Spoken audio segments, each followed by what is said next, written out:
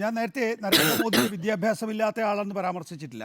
ഞാൻ പറഞ്ഞതെന്ന് വെച്ചാൽ അദ്ദേഹം സ്കൂൾ ഡ്രോപ്പ് ഔട്ടാണ്. അദ്ദേഹത്തിന് ആ തരത്തിലേക്ക് കാര്യങ്ങൾ മനസ്സിലാവുന്നതാണ്.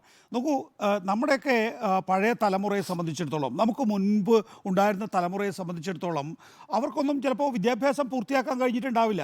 അവരുടെ ദാരിദ്ര്യം കാരണം, അവരുടെ ജീവിതത്തിലുണ്ടാകുന്ന വെല്ലുവിളികൾ കാരണം. അപ്പം ഞാനൊരു രാഷ്ട്രീയ നേതാവിൻ്റെ മകനാണ്. എൻ്റെ അച്ഛൻ രാഷ്ട്രീയ നേതാവ് ആവുകയും അദ്ദേഹത്തിന് 5ാം ക്ലാസ് വിദ്യാഭ്യാസമേ ഉള്ളൂ. അതൊന്നും തെറ്റല്ല. പക്ഷേ നിങ്ങൾ പറയുകയാണ് എൻ്റയർ പൊളിറ്റിക്കൽ സയൻസിൽ സ്കൂൾ ഡ്രോപ്പ് ഔട്ട് ആണ് എന്ന് പറയുകയും പിന്നീട് അദ്ദേഹം നമ്മളോട് പറയുന്നത് എന്താണ്, അദ്ദേഹം എൻ്റയർ പൊളിറ്റിക്കൽ സയൻസിൽ MA ബിരുദം എടുത്തിട്ടുള്ള ആളാണ് എന്നുള്ളതാണ്. ആ MA ബിരുദം എവിടെയെന്ന് ചോദിക്കുമ്പോഴാണ് ആ MA ബിരുദം എവിടെയെന്ന് പൊതുയോഗത്തിൽ പ്രസംഗിച്ച ആൾക്ക് കോടതി പിഴയിടുന്ന ഒരു അവസ്ഥ ഉണ്ടായിട്ടുള്ളത്.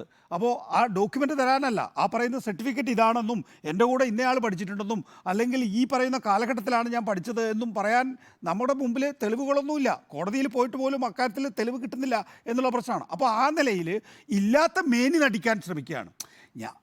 ഞാൻ സ്കൂൾ ഡ്രോപ്പ് ഔട്ടാണ്, 5ാം ക്ലാസ് എനിക്ക് പഠിക്കാൻ കഴിഞ്ഞല്ലോ, അത് എൻ്റെ ദാരിദ്ര്യം കൊണ്ടാണ് എന്ന് പറഞ്ഞാൽ കിട്ടുന്നൊരു അന്തസ്സുണ്ടല്ലോ.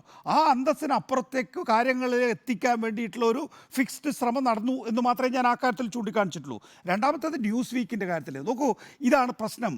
നമ്മളിപ്പോൾ കാണുന്നത് മട്ടൻ കറി കഴിച്ചു ശ്രാവൺ മാസത്തിൽ, അതുപോലെ തന്നെ ഈ തേജസ്വി യാദവ് മീൻ കഴിച്ചു, അത് അപ്ലോഡ് ചെയ്തു. അതൊരു മുഗൾ മനോഭാവമാണെന്ന് പൊതുയോഗത്തിൽ നിങ്ങളോട് തിരിച്ചു ചോദ്യങ്ങൾ ചോദിക്കാൻ കഴിയാത്ത ഒരു ജനവിഭാഗത്തിനോടാണ് പറയുന്നത് എന്നുള്ളതാണ്. നിങ്ങൾ എന്തിനാണ് ഈ പറയുന്ന ഒരു 1-to-1 ഇൻ്റർവ്യൂയെ ഭയക്കുന്നത്? ഇപ്പോൾ ന്യൂസ് വീക്കിൻ്റെ ഇൻ്റർവ്യൂ തന്നെ, ന്യൂസ് വീക്കിൻ്റെ ഇൻ്റർവ്യൂ എന്ന് പറയുന്നത് ചോദ്യങ്ങൾ അയച്ചു കൊടുത്ത് ആ ചോദ്യങ്ങൾക്ക് ആൻസർ ചെയ്തതിന് ശേഷം ഒരു ഇൻഫോർമൽ മീറ്റിംഗ് അതിൻ്റെ 3 ജേർണലിസ്റ്റുകൾക്ക് കൊടുത്തുകൊണ്ടാണ്. ഒരു 1-to-1 ഇൻ്റർവ്യൂവിന് എന്തുകൊണ്ടാണ് പ്രധാനമന്ത്രിക്ക് മടി അല്ലെങ്കിൽ ധൈര്യമില്ലാത്തത്? എന്തുകൊണ്ടാണ് ഇന്ത്യയുടെ ചരിത്രത്തിൽ ആദ്യമായിട്ട് ഒരു പ്രധാനമന്ത്രിക്ക് ഒരു പ്രസ് കോൺഫറൻസിനെ അഭിമുഖീകരിക്കാൻ കഴിയാതെ പോകുന്നത്? നിങ്ങൾക്ക് ഈ കാര്യങ്ങളൊക്കെ അവിടെ പറയാമല്ലോ. അപ്പോൾ ഒരു spur of the moment question ഉണ്ടാകാൻ പാടില്ല, ഒരു ഇൻ്റർജെക്ഷൻ ഉണ്ടാകാൻ പാടില്ല. അദ്ദേഹത്തിന് പറയാനുള്ള കാര്യങ്ങൾ ഇങ്ങനെ പുരപ്പുറത്ത് നിന്ന് കയറി വിളിച്ചു പറയുകയാണ്. അത് വർഗീയമായി വേർതിരിക്കുന്ന രീതിയിലാണ്. ആ നിലയിൽ വർഗീയമായി വേർതിരിക്കുന്ന രീതിയിൽ പ്രസംഗിച്ചാൽ പോലും നടപടിയെടുക്കാത്ത ഒരു തെരഞ്ഞെടുപ്പ് കമ്മീഷൻ നേരത്തെ സെറ്റ് ചെയ്ത് വെച്ചിട്ടുണ്ട്. അപ്പോൾ പിന്നെ എന്തും പറയാം.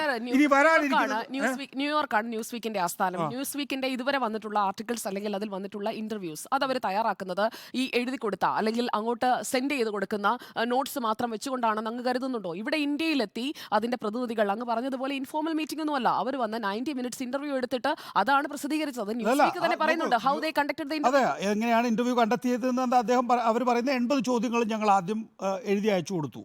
80 ചോദ്യങ്ങൾ അയച്ചു കൊടുത്തതിന് ശേഷം 80 ചോദ്യങ്ങൾക്കുള്ള ഉത്തരം നരേന്ദ്രമോദി ടൈപ്പ് ചെയ്ത് അയച്ചു കൊടുക്കുന്നതല്ലോ. അദ്ദേഹത്തിൻ്റെ ഓഫീസ് ആ 80 ചോദ്യങ്ങൾക്ക് ഉത്തരം കൊടുക്കുന്നു. ഉത്തരം കൊടുത്തതിന് ശേഷമുള്ളത് പിന്നെ പിന്നീട് 90 മിനിറ്റ് മീറ്റിംഗ് അവർക്ക് പ്രധാനമന്ത്രിയുടെ വീട്ടിൽ വെച്ച് കിട്ടി എന്നാണ് പറയുന്നത്. ഈ വീട്ടിൽ വെച്ച് കിട്ടിയിട്ടുള്ളത് ഇൻഫോർമലായിട്ടുള്ള എന്തിനാണ്? അതിനകത്ത് ഞാൻ പറഞ്ഞ ഒരു തുടർ ചോദ്യങ്ങളില്ല.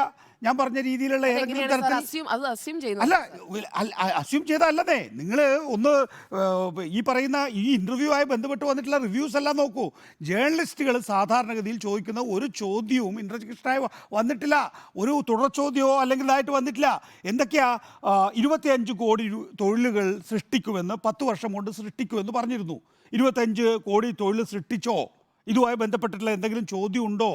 100 സ്മാർട്ട് സിറ്റികൾ വാഗ്ദാനം ചെയ്തിരുന്നു. എത്ര സ്മാർട്ട് സിറ്റികൾ? സുജിയ പറഞ്ഞാൽ മതി, പ്രധാനമന്ത്രി ഒന്നും പറയണ്ട. എനിക്ക് പ്രധാനമന്ത്രി പറഞ്ഞ പോലെ തന്നെയാണ്. എത്ര സ്മാർട്ട് സിറ്റികൾ ഇവിടെ പൂർത്തിയായിട്ടുണ്ട്?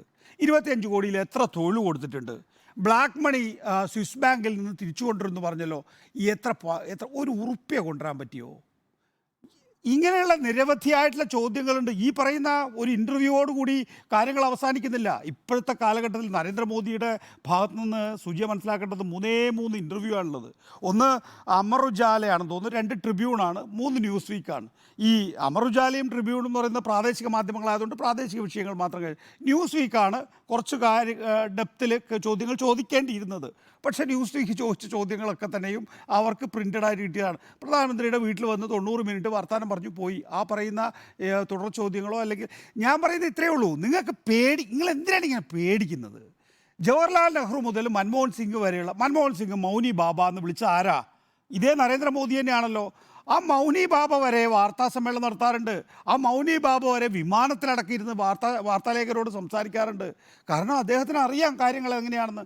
ഈ നരേന്ദ്രമോദിയെ സംബന്ധിച്ചിടത്തോളം അറിയില്ല. അത് അറിയില്ല എന്ന് പറയാനും ഈ പറയുന്ന അഭിമുഖങ്ങളെ അദ്ദേഹത്തിന് ഭയമാണെന്ന് പറയാനും എൻ്റെ കയ്യിൽ തെളിവുണ്ട്. കരൺ താപ്പറുമായിട്ടുള്ള ഇന്റർവ്യൂ പകുതിക്ക് വെച്ച് പോയത് എന്തിനാണ് രാജ്ദീപ് സർദേശായിയുടെ ഇന്റർവ്യൂ തടസ്സപ്പെടുത്തിയിട്ടുള്ളത്? BBC തന്നെ ഈ പറയുന്ന 2002 ഗുജറാത്ത് കലാപവുമായി ബന്ധപ്പെട്ട് ഒരു ഇന്റർവ്യൂ നടത്തിയപ്പോൾ നരേന്ദ്രമോദിയോട് ഇനി ഏതെങ്കിലും തരത്തിൽ മാറ്റം വരുത്താനുണ്ടോ എന്ന് ചോദിച്ചപ്പോൾ അദ്ദേഹം മുഖമൊക്കെ വലിയ രീതിയിൽ കനപ്പിച്ചുകൊണ്ട് പറഞ്ഞത് മാധ്യമങ്ങളെ കൈകാര്യം ചെയ്യുന്ന രീതി എനിക്ക് മാറ്റേണ്ടതുണ്ട് എന്നുള്ളത്. അതിനുശേഷം ഒരൊറ്റ ഇന്റർവ്യൂ കൊടുത്തിട്ടില്ല സുജിയ, ഒരൊറ്റ ഇന്റർവ്യൂ കൊടുത്തിട്ടില്ല. കുറേ പേര് മൈക്ക് പിടിച്ച് ഇവിടെ നാട്ടിൽ നടക്കുന്നുണ്ടല്ലോ, ഞാനും സുജി അടക്കം. നമുക്ക് എന്തെങ്കിലും നരേന്ദ്രമോദിയെ കിട്ടുമോ? ഇല്ല. നമ്മളൊക്കെ ഈ പറയുന്ന വെർണാക്കുലർ ലാംഗ്വേജിലുള്ള ചെറിയ ആളുകൾ നോക്കൂ, കരൺ താപ്പറിന്റെ മുന്നിലേക്ക് പോകാൻ തയ്യാറുണ്ടോ? അല്ലെങ്കിൽ ദേശീയ മാധ്യമ രംഗത്തും നരേന്ദ്രമോദിയെ വിമർശിക്കുന്ന ജേർണലിസ്റ്റുകളുടെ മുമ്പിലേക്ക് പോകാൻ നരേന്ദ്രമോദി തയ്യാറുണ്ടോ?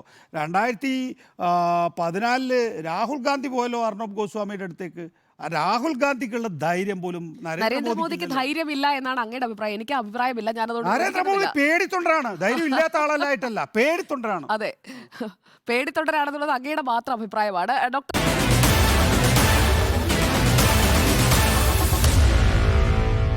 Meet the editors.